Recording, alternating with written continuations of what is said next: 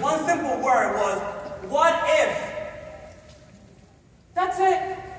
What if? You see, if I tell you, out of anger, frustration, we get into a confrontation, I say, hey, your kid is going to die. You're going to just take that and you're going to say, you're an asshole, get out of here, right? But then I take you for a moment and I huddle you in and I say, hey, let me ask you a question. What if you were to lose your kids in the next 24 hours? What will your mind start doing? I'm sorry? It would start thinking. And you would probably go into a depression. You would probably start crying. Have you ever watched a movie that made you cry because you start thinking, what if that wasn't your parents? You lost your parents? It was the what if possibility. The what if gives you possibility. The what if, there's no conflict with what if, because we're not saying that you're going to do it. We're just saying what if you do. Well, I heard that phrase, and I said, I went home. I went to pray, and I said, pray this month, there's a strong possibility I'm going to do $25,000. I said, so why not back? But in my mind, I said, what if I can? What if I can? I never did that before. I only did $10. I did $26. And then, one of my amazing business partners, Loyal Mensa, the next month said, hey, why don't you give your way to $50,000? Why don't you give your way to $50,000? I said, your army wrote $54,000. I did $54,000. Then I gave him a $100,000 ring. I said, wow, what if I save $100? What if I save $100? Saved $100? I didn't know that in the process of saving $100, I had to make $250. I didn't know that. See, if I probably would have said I'm going to make $250, I probably would have not made it. Because that was not my goal. My goal was to do what? Save $100. So you guys got to be really careful when you put something out there that is very simple and clean cut. Doesn't worry about what's going for, what they're going for. What matters is what you're going for. Is your dreams, are your goals set in stone? Now, I want to let you know what's going to happen is that we get so caught up with being on the highs. We talk about being on the highs and being on the lows, where reality is right in the center. See, tell the person right next to you that the battlefield is in your mind. See, the battlefield is where it's in your mind. And body, right?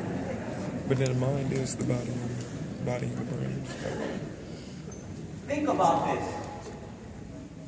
Your worries, your mind, the battle is to make you worry, to get you stressed, to knock you down, to tell you you can't make it, to tell you that you're not good enough, to tell you that you're not worthy enough. You see, your dream is not if it's possible. It is your responsibility. It is necessary. You see, when you hit your goals and dreams, you inspire so many other people to hit theirs. So your dream is not that if you should or you could. It's a responsibility. But what's going to happen is your mind, your conflict is in your mind. So if you can whip your mind and say, hey, I'm going to make things happen. If you can whip your mind and say, hey, in spite of, I'm going to make this happen. Guess what you're going to do? You're going to make this happen. So I want to close with this. What is our theme here? What if you can soar, right?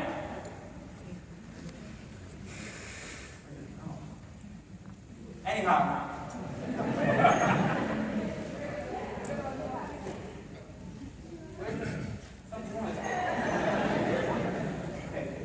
There it is.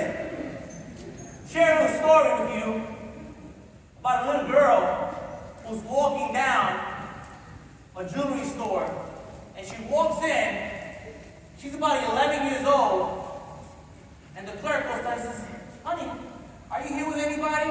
She says, no, I actually wanted to buy a necklace for my sister. And where's your sister? She's not here. He says, okay, I want to buy this necklace for her.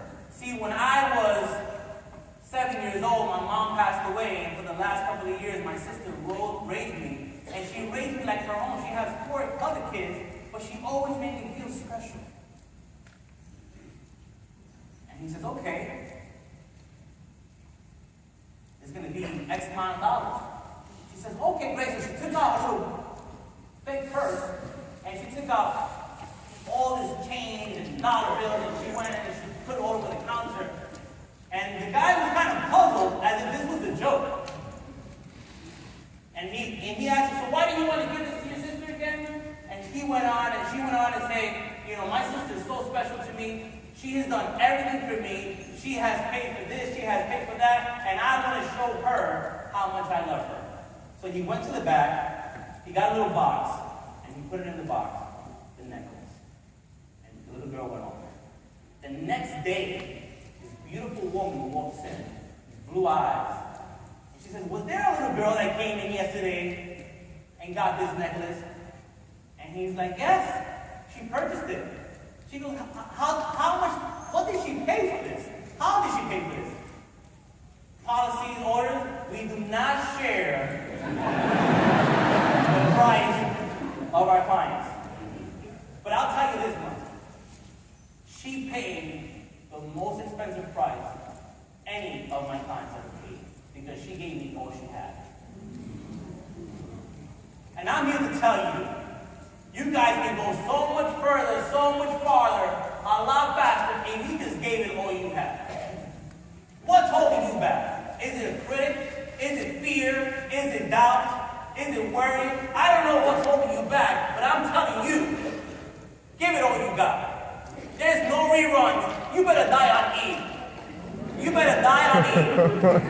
Guess what? If you want to find people with talent, you go to the cemetery, because all those people died. A lot of people died with the music inside of them, and I don't want that to be to you. Speak to you.